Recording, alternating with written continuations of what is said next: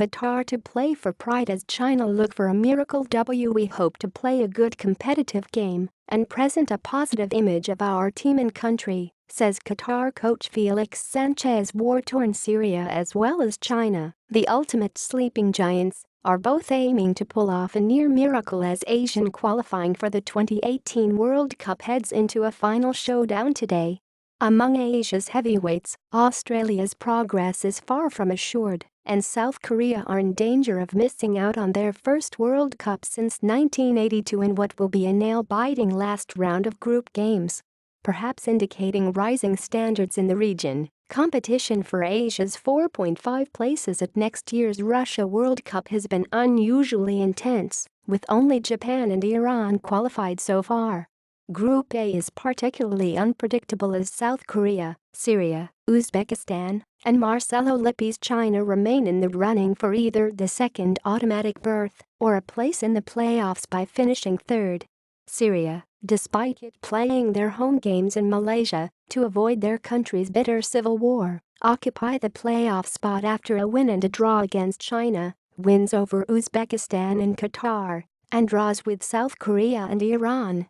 They play arguably the night's toughest fixture, away to Iran, who are yet to concede a goal, as they look to stay ahead of Uzbekistan and China, and perhaps even leapfrog South Korea into second place.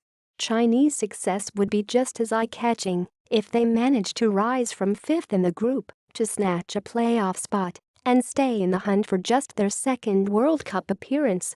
China were largely written off after defeats to South Korea, Syria, and Uzbekistan, but they are reborn since Lippi's arrival last October, winning twice to keep their hopes just about alive.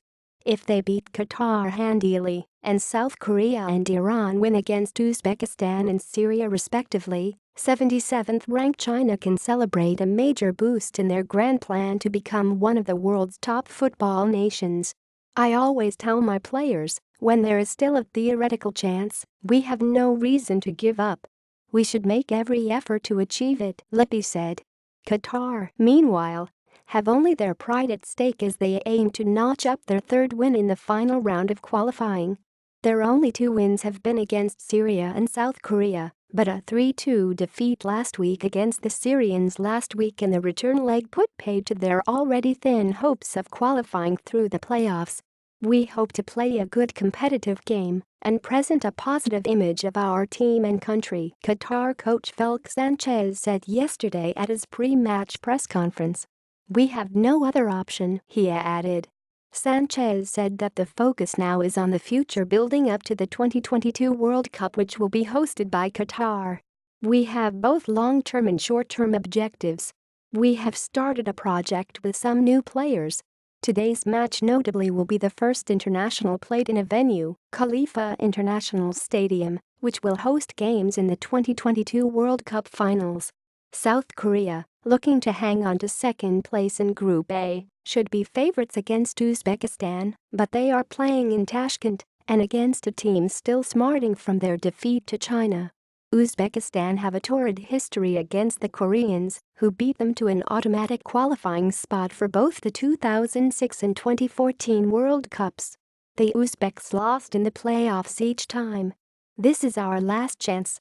Either we beat South Korea or we should end football in our country, said Uzbek captain Adil Ahmedov, according to the FIFA website.